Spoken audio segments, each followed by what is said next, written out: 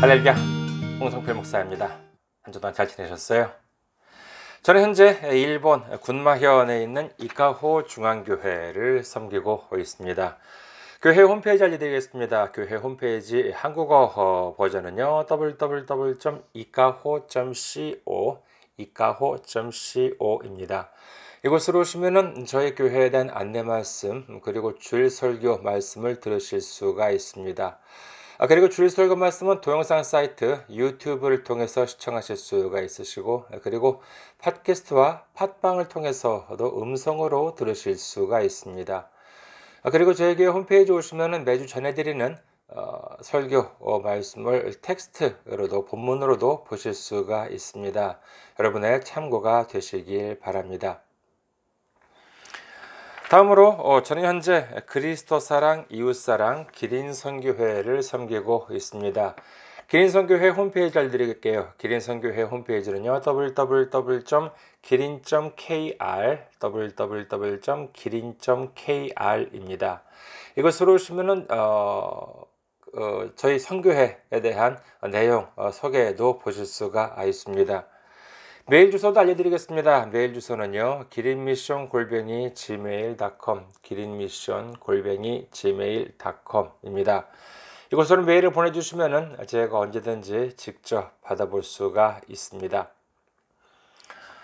다음으로 지난주에 또 귀하게 선교 후원으로 섬겨주신 분들이 계십니다. 남지현님, 이성재님, 이광무님, 김유미님, 예수께 영광님, 김경준님, 순천예림교회님, 꽃들도 찬양하라님, 그리고 목사님 힘내세요라고 주신 분도 계셨습니다. 감사합니다. 정말 얼마나 힘이 나는지 모릅니다. 여러분 모르실 거예요. 여러분들이 생각하는 것보다도 10배, 100배 정도 정말 힘이 나고 감사하고 정말 감동을 받고 그렇습니다. 세상에 기적이 없다라고 하는 분, 바로 이곳 기린선교회, 저희 선교를 보시면 아실 겁니다. 이것이 기적이지 무엇이겠습니까? 여러분 덕분에 정말로 한 걸음 또 한 걸음 나아갈 수가 있습니다. 기도로서 그리고 물질로서 이렇게 섬겨주시는 모든 분들 위해 주님의 놀라운 축복과 넘치는 은혜가 함께 하시기를 주님의 이름으로 축원드립니다. 다음으로 선교 후원으로 섬겨주실 분들을 위해 안내 말씀드립니다. 먼저 국민은행입니다. 한국에 있는 은행이죠. 국민은행 계좌번호는 079-21-0736-251입니다. KB국민은행 079-21-0736-251 홍성필입니다. 다음으로 일본에 있는 은행으로 직접 섬겨주실 분들을 위해 안내 말씀드립니다. 군마은행입니다. 저희 교회가 있는 지역은행입니다. 군마은행 지점번호는 190, 계좌번호는 1992256, 군마은행 지점번호는 190, 계좌번호는 1992256, 혼손피루입니다.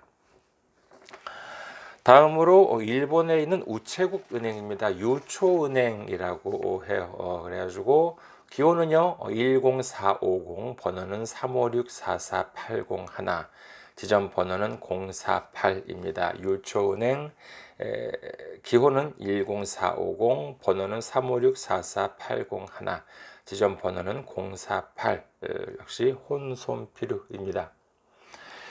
저희 교회는 아직까지 재정적으로 미자립 상태에 있습니다. 그래서 여러분들의 기도와 선교 후원이 큰 힘이 되고 있습니다.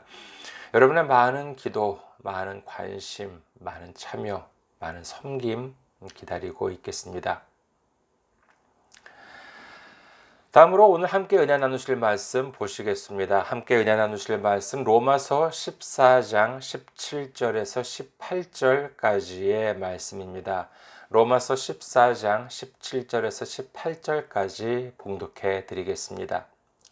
하나님의 나라는 먹는 것과 마시는 것이 아니요 오직 성령 안에 있는 의와 평강과 희락이라. 이로써 그리스도를 섬기는 자는 하나님을 기쁘시게 하며 사람에게도 칭찬을 받느니라. 아멘.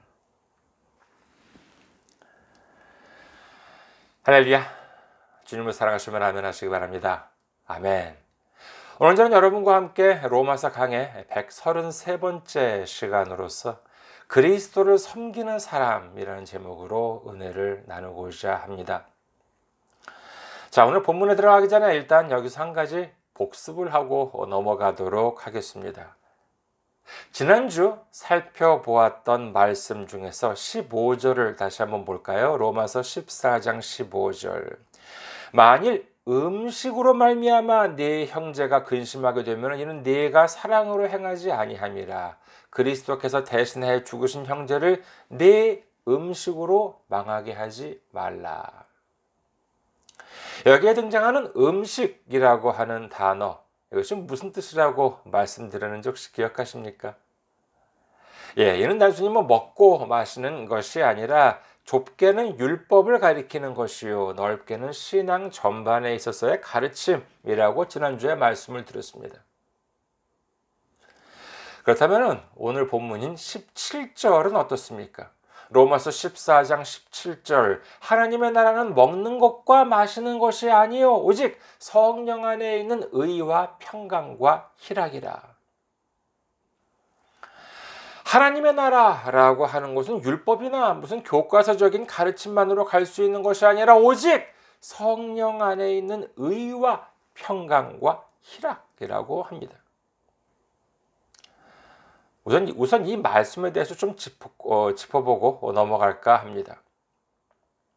여기에 보시면은 의와 평강과 희락이라고 되어 있는데, 현대인의 성경판에 보시면은요, 좀 더 알기 쉽게 의와 평화와 기쁨 이렇게 이제 되어 있었습니다. 뜻은 같다고 하겠지요. 의라고 하는 것은 무엇이냐? 의라고 하는 것은 그릇됨이 없는 것을 말하는 것이요. 평강이라고 하는 것은 무엇이 없는 것이에요? 다툼이 없는 것을 말하는 것이요. 그리고 희락이라고 하는 것은 무엇이 없습니까? 이것은 슬픔이 없는 것을 말한다라고 할 수 있겠죠. 다시 한번 말씀드릴게요. 의라고 하는 것은 그릇됨이 없는 것, 평강이라고 하는 것은 다툼이 없는 것, 그리고 희락이라고 하는 것은 슬픔이 없는 것이라고 할 수가 있겠습니다. 우리가 사는 이 세상에는 제 아무리 선진국이다 하더라도 부조리가 아주 완전히 없을 수는 없겠지요. 아니, 적어도 그런 부조리가 있다고 생각하는 사람들이 전혀 없을 수는 없겠다. 이것이 더 맞는 표현일지도 모르겠습니다. 항상 착하고 성실한 사람이 잘 되는 반면 사악하고 이기적인 사람은 잘 안 되어야 하는데, 세상을 보면은 꼭 그렇지만은 않아요. 그렇기 때문에 때로는 불만을 가지기도 하는 건 아니겠습니까? 다툼도 그렇습니다. 사람 간의 다툼도 그렇지만은 가족 간의 다툼, 조직이나 단체 간의 다툼, 그리고 지금 2023년 5월 현재 보면은요, 러시아와 우크라이나를 보면 알듯이 국가 간의 다툼도 끊이지 않습니다. 슬픔은 또 어떻습니까? 경제적인 문제로 인한 고통, 질병으로 인한 고통은 어느 나라, 어느 시대에나 여전히 존재하고 있었지요. 그러나 하나님 나라가 임하게 되면은 어떻게 됩니까? 이는 2000년 전에 예수님께서 오셨을 때를 생각하면 알기 쉽습니다. 예수님께서 가는 곳마다 어떤 일들이 일어났습니까? 세례 요한은 자신의 마지막 때가 가까웠을 무렵 예수님이 그리스도인가에 대한 확신을 얻기 원했습니다. 그래서 당시 옥에 갇혀있던 그는 자신의 제자들을 예수님께 보내는 장면이 등장하지요. 마태복음 11장 2절에서 5절, 요한이 옥에서 그리스도께서 하신 일을 듣고 제자들을 보내어 예수께 여짜오되 오실 그이가 당신이 오니까 우리가 다른 일을 기다리오리까? 예수께서 대답하여 이르시되 너희가 가서 듣고 보는 것을 요한에게 알리되 맹인이 보며 못 걷는 사람이 걸으며 나병 환자가 깨끗함을 받으며 못 듣는 자가 들으며 죽은 자가 살아나며 가난한 자에게 복음이 전파된다 하라. 예수님께서 가시는 곳은 어디에나 불의가 사라지고 다툼이 사라지고 그리고 슬픔이 사라집니다. 예수님이 임하시는 곳은 의와 평강과 기쁨이 넘쳐나요. 복음 전파라고 하는 것은 바로 이와 같은 모습이라고 할 수 있는 것입니다.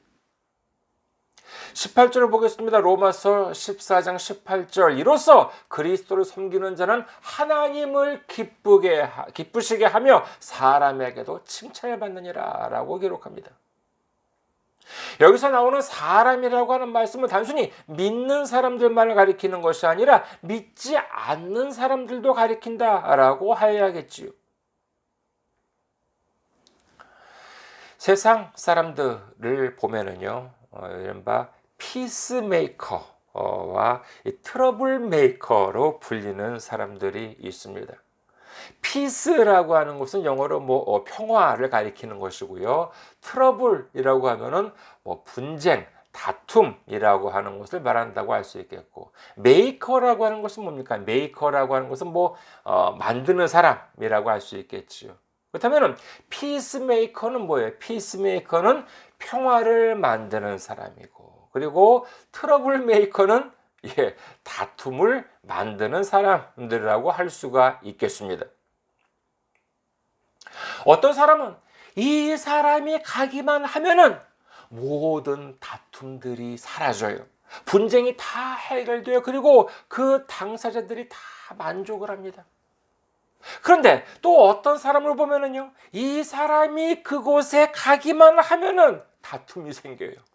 아무런 문제가 없이 조용했었는데 이 사람이 거기 등장하기만 하면은 사람들의 불만이 터지기 시작합니다. 시끄러워지기 시작하는 그와 같은 경우도 있다는 것이지요.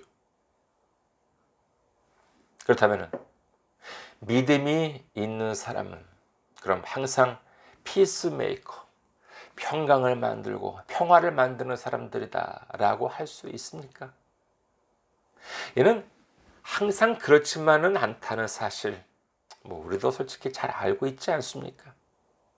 아무리 교회에 오래 다닌 사람이라 하더라도 그 사람만 가면은 다툼이 생겨요. 그때까지는 서로 화목했는데 그 사람이 나타나기만 하면은 편가르기가 일어나고 서로 분쟁이 생깁니다. 이런 말씀을 들으면은요, 또 지난주처럼 그러고 보니까 누가 그래. 그래. 그 사람만 나타나면은 문제가 꼬이기 시작한다니까. 라고 생각하는 것이 아니라고 말씀을 드렸지요. 그것이 아니라 다름이 아닌 내가 그럴 수 있지 않나 하고 나를 돌아봐야 한다는 것입니다. 진정한 그리스도를 섬기는 사람이라면 그렇게 될 수가 없죠. 트러블 메이커가 될 수가 없습니다. 자, 우리 한번 생각해 봅시다. 그리스도를 섬기는 사람이라고 한다면 어떤 사람을 가리키는 것 같습니까?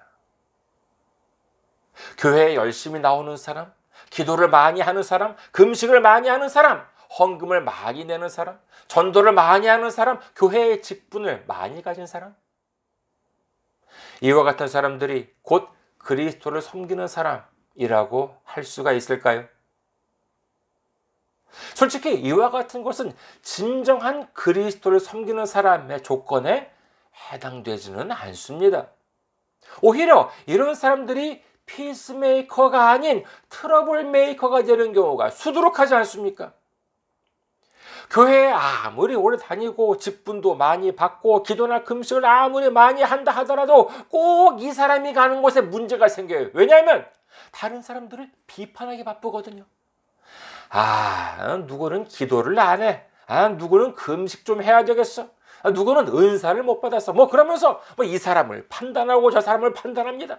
자기만 옳고 자기만 잘났어요. 그러니 문제가 안 생기겠냐는 것이죠. 이런 사람 무엇이 없는 사람입니까? 그것은 바로 사랑이 없는 사람이다라고 할 수가 있는 것입니다.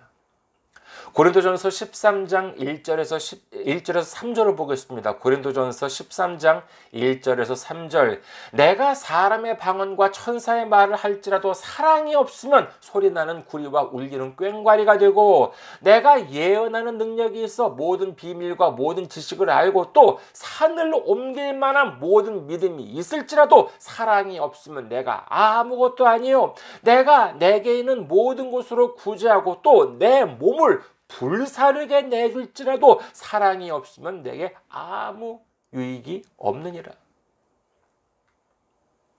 이 말씀 무엇입니까? 네가 이 성경에 적힌 모든 것을 다 지킨다 하더라도 사랑이 없다면 아무런 소용이 없다는 말씀이지요. 그렇다면 진정으로 그리스도를 섬기는 사람이란 어떤 사람이라고 할 수 있겠습니까? 그것은 바로 성경 말씀을 올바로 이해하고 성경 말씀에 순종하는 사람이다라고 하는 사실을 믿으시기를 주님의 이름으로 축원합니다.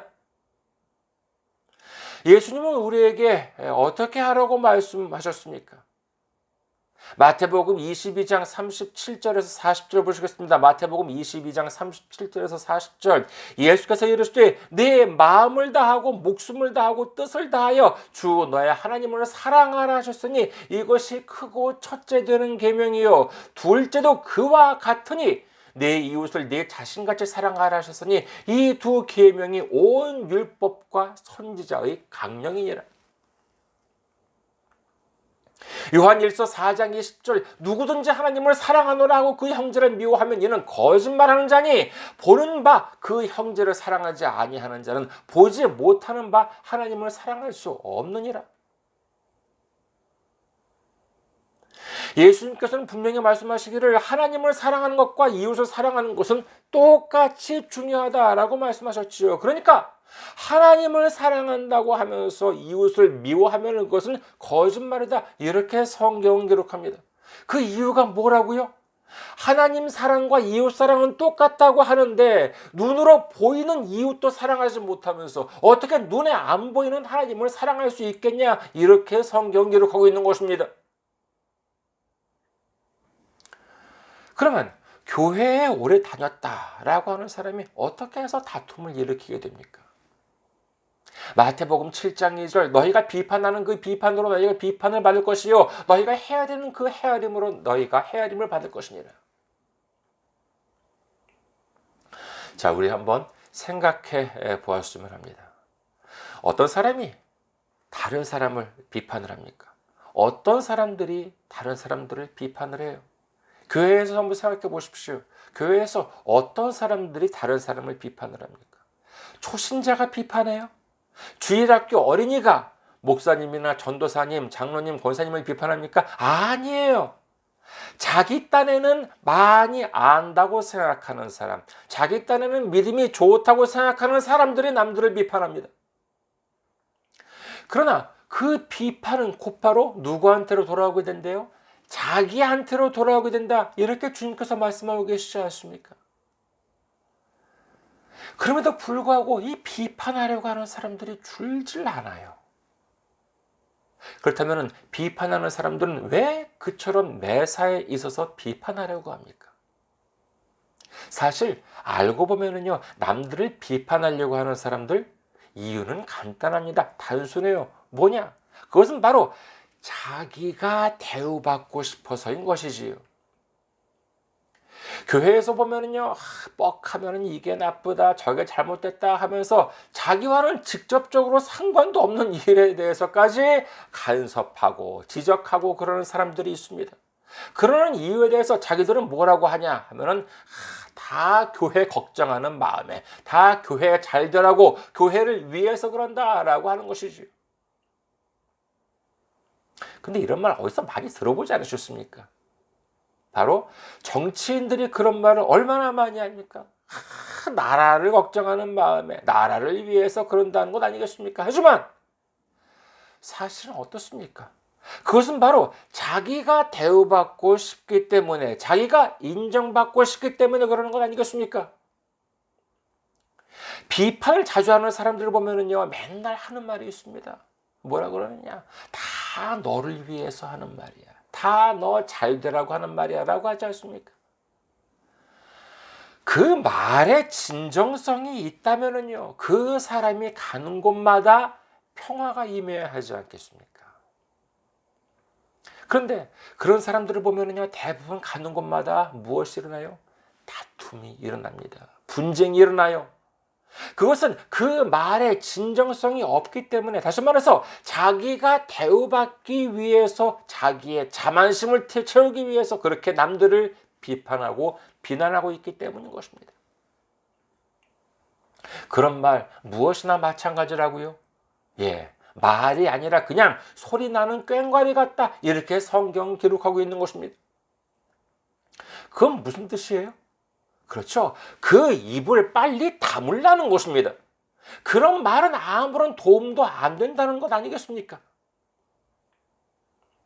그렇게 비판을 하고 그런 말에 대해서 그런 비판을 하고 그러면은요, 그런 지적에 대해서 그거는요, 이건 이렇고 저건 그렇고 그래서 그렇습니다, 이렇게 이제 설명을 뭐 할 거 아니에요.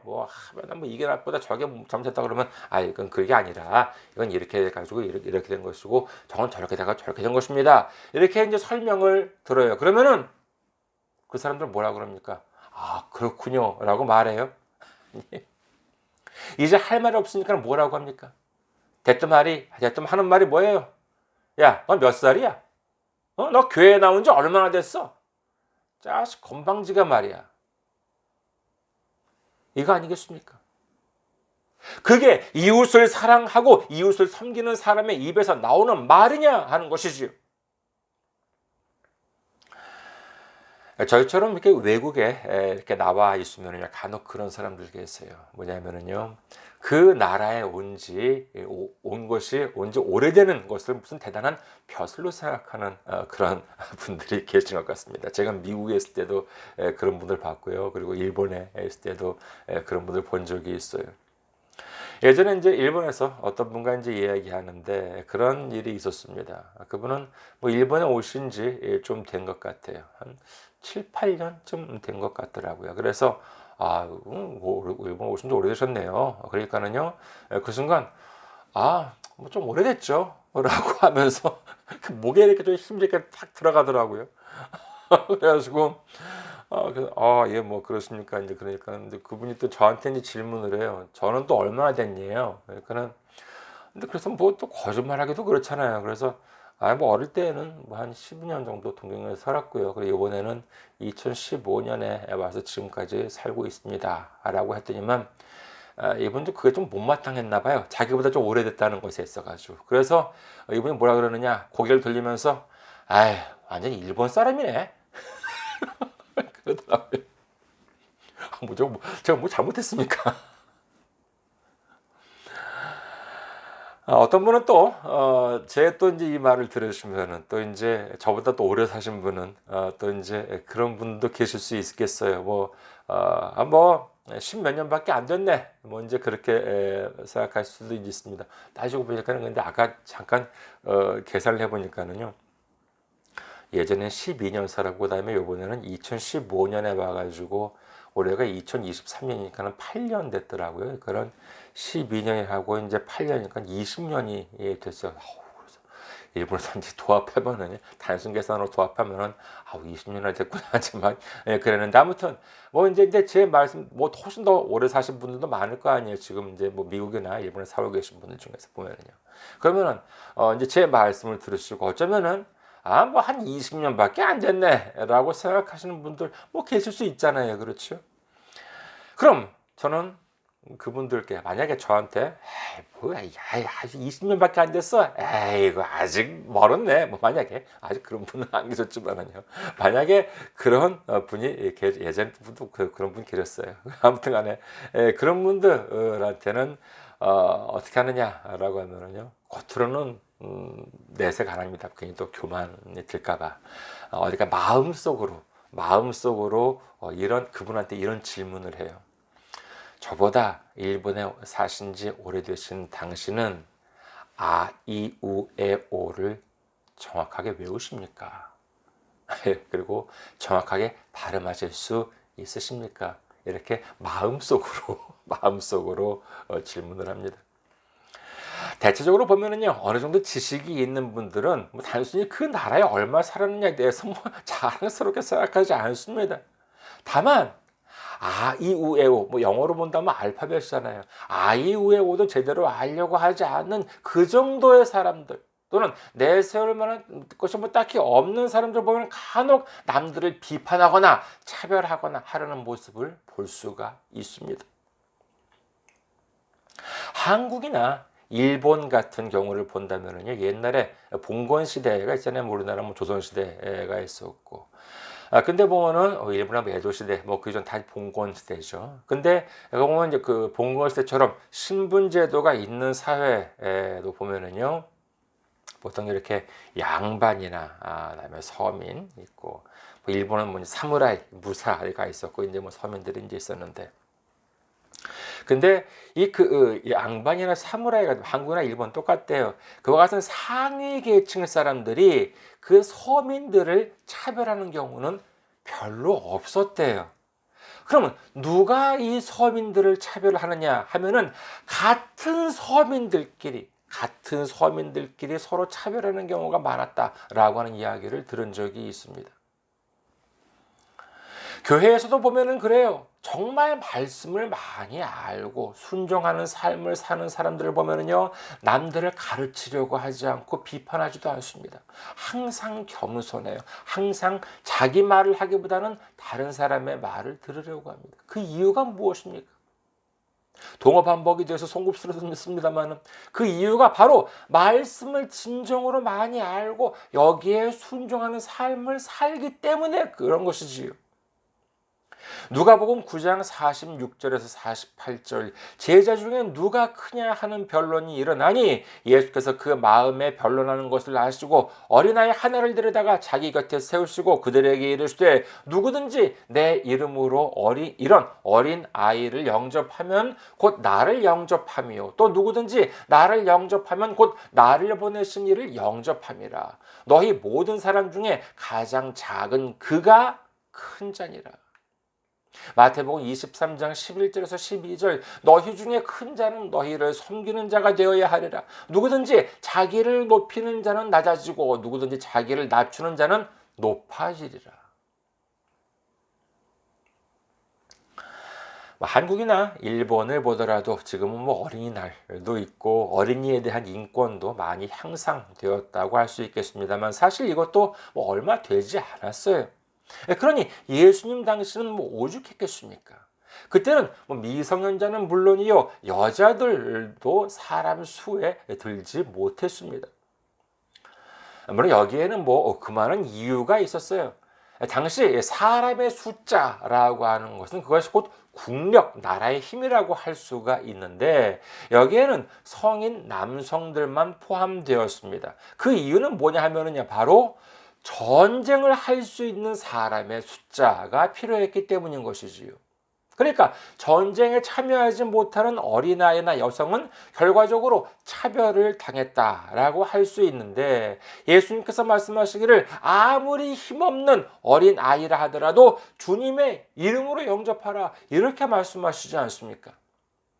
그러면서 사람들을 섬기는 자는 큰 자라고 하시면서 자기를 높이는 자는 낮아지고 자기를 낮추는 자는 높아진다, 이렇게 말씀을 하십니다. 그럼 이것이 자연히 그렇게 된다라고 하는 말씀인가요? 그러면 누가 높이고 누가 낮추신다라고 하는 말씀입니까? 그렇죠. 바로 주님께서 높이시고 낮추시겠다라고 하는 말씀 아니겠습니까? 이렇게 생각하게 된다면요, 신앙적으로 보았을 때 겸손한 사람, 어떤 사람입니까? 겸손한 사람, 이는 대단히 영리한 사람. 좀 이상한 말씀처럼 들릴지 모르겠습니다만요, 대단히 욕심이 많은 사람 아니겠습니까? 왜냐하면 자기가 애써 높아지는 것보다도 주님께서 높여주시는 것이 훨씬 더 높아질 수 있다는 사실을 알기 때문이다 라고 할 수 있는 것입니다. 그래서 겸손해질 수 있는 것이요, 그래서 이웃을 섬길 수 있는 것이지요. 말씀을 정리하겠습니다. 그리스도를 섬기는 사람이라면 단순히 율법적인 것이 아니라 주님의 말씀을 올바로 깨닫고 하나님을 사랑하듯 우리 이웃을 사랑하고 섬기고 높이면서 그 말씀에 순종하는 삶을 살아가는 사람이라고 하는 사실을 믿으시기를 주님의 이름으로 축원합니다. 이제 진정한 그리스도를 섬기는 사람으로 거듭남으로 말미암아 어디를 가든지 하나님을 기쁘게 하고 그리고 우리 이웃을 섬기면서 의와 평강과 희락이 넘치도록 하는 삶을 살아가는 우리 모두가 되시기를 주님의 이름으로 축원합니다. 감사합니다. 항상 승리하시고 건강한 모습으로 다음 주에 뵙겠습니다.